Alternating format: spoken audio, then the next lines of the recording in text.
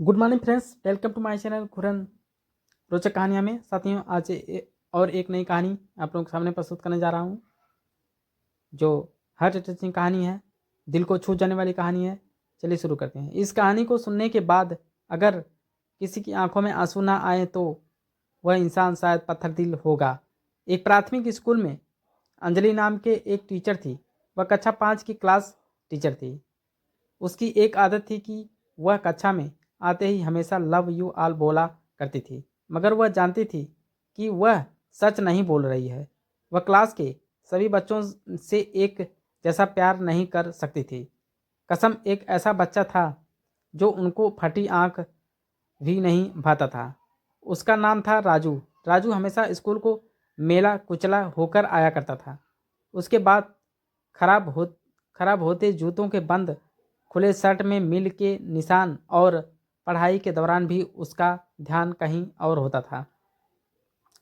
Madam के डांटने पर वह चौंक कर उन्हें देखता, मगर उसकी खाली खाली नज़रों से साफ लगता रहता कि राजू शारीरिक रूप में उपस्थित होने के बावजूद भी मानसिक रूप से गायब है। धीरे धीरे मैडम को राजू से नफरत सी होने लगी। क्लास में घुसते ही राजू मैडम की आलोचना का निशाना बनने लगता। सब बुराई के उदाहरण राजू के नाम पर किए जाते।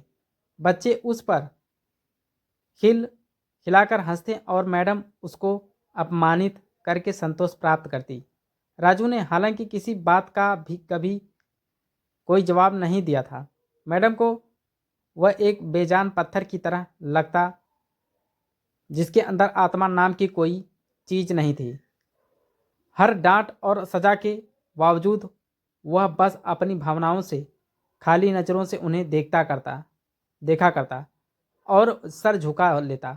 मैडम को अब राजू से गंभीर नफरत हो चुकी थी।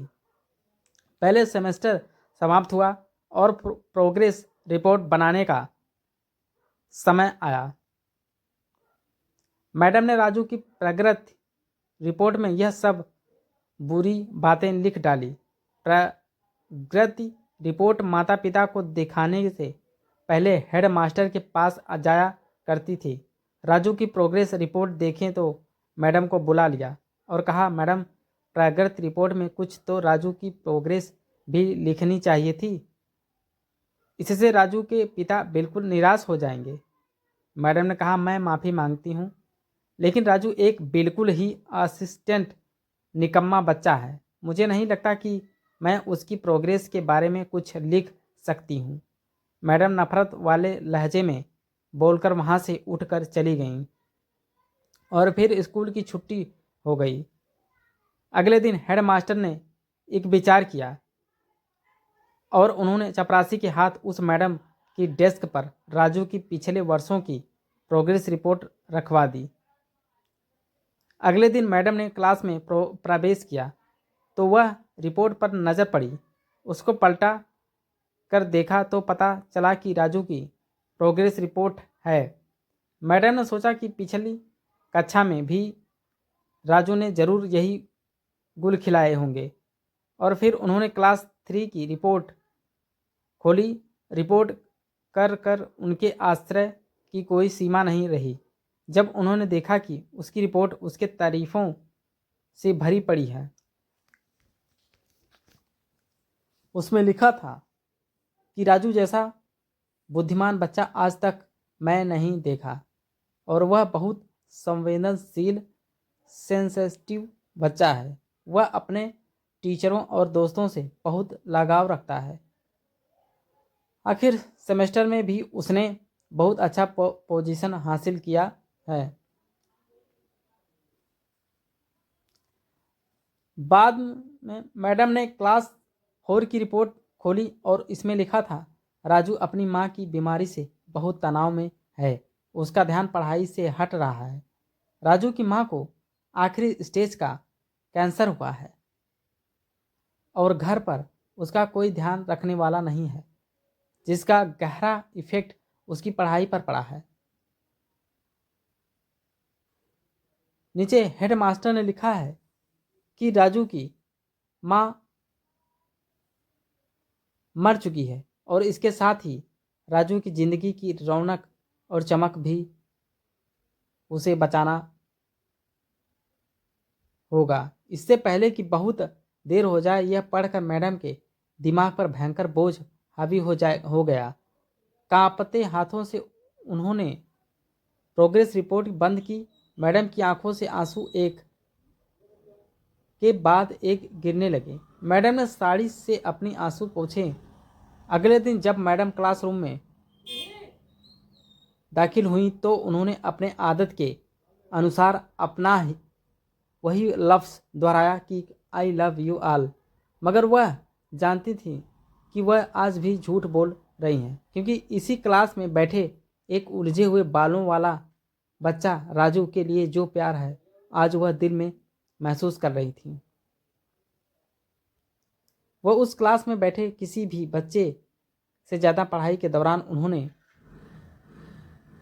रोज़ाना दिनचर्या की तरह एक सवाल राजू पर दागा और हमेशा की तरह राजू ने सर झुका लिया। जब कुछ देर तक मैडम से डांट फटकार और बाकी स्टूडेंट के हंसी की आवाज़ उसके कानों में नहीं पड़ी तो उसने अचंभित होकर सर उठाकर मैडम की ओर देखा तो उनके माथे पर आज गुस्सा नहीं था, वह मुस्कुरा रही थी। उन्होंने राजू को अपने पास बुलाया और उसे सवाल का जवाब बताकर जबरन दोहराने को कहा। राजू 3-4 बार के बाद आखिरकार बोल ही पड़ा। इसका जवाब देते ही मैडम ने न सिर्फ खुद खुश होकर तालियां बजाईं बल्कि सभी बच्चों से भी बजवाईं। फिर तो यह हर दिन का मामला बन गया।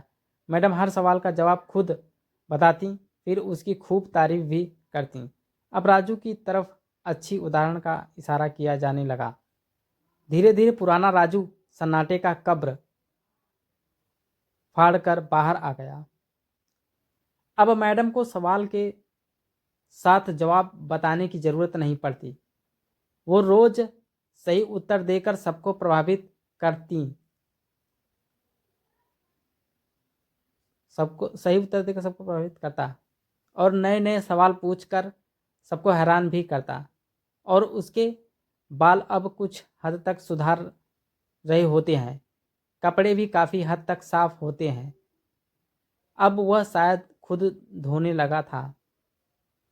देखते ही देखते साल खत्म हो गया। राजू ने दूसरे स्थान पर क्लास 5 को पास कर लिया। स्कूल के दूसरे जगह दाखिल होने के लिए तैयार हो गया था। क्लास 5 के विदाई समारोह में सभी बच्चे मैडम के लिए सुंदर उपहार लेकर आए और मैडम के टेबल पर ढेर लग गया। इस खूबसूरत से पैक हुए उपहार में एक पुराने अखबार में पैक हुआ एक उपहार भी पड़ा था। बच्चे उसे देख कर हंस रहे थे। किसी को जानने में देर नहीं लगी कि यह उपहार राजू लाया होगा। मैडम ने उपहार के इस छोटे से पहाड़ में से लपक कर राजू वाले उपहार को निकाला और खोलकर देखा तो उसके अंदर महिलाओं के द्वारा इस्तेमाल किए जाने वाली परफ्यूम आदि इस्तेमाल की हुई शीशी और हाथ में पहने जाने वाला एक बड़ा सा कंगना था और उसके ज़्यादातर मोती झड़ चुके थे। मैडम ने चुपचाप इस परफ्यूम को अपने हाथ में छिड़का और उसे कंगना को अपने हाथ में पहन लिया। यह मंजर देखकर सब बच्चे हैरान रह गए और खुद राजू भी। अब राजू से रहा नहीं गया और वह मैडम के पास आकर खड़ा हो गया। कुछ देर बाद उसने अटक अटक कर मैडम से बोला, आपसे मेरी माँ जैसी खुशबू आ रही है। इतना सुनकर मैडम की आंखों में आंसू आ गया और मैडम ने जल्दी से राजू को अपनी गले से लगा दिया। राजू ने दूसरी जगह स्कूल में दाखिला ले लिया था। समय बीतने लगा। दिन सप्ताह में, सप्ताह महीने में और महीने साल में बदल गया। मगर हर साल के आखिरी में मैडम को राजू की तरफ से एक पत्र नियमित रूप से प्राप्त होता, जिसमें यह लिखा होता है कि इस साल मैं कई नए टीचर से मिला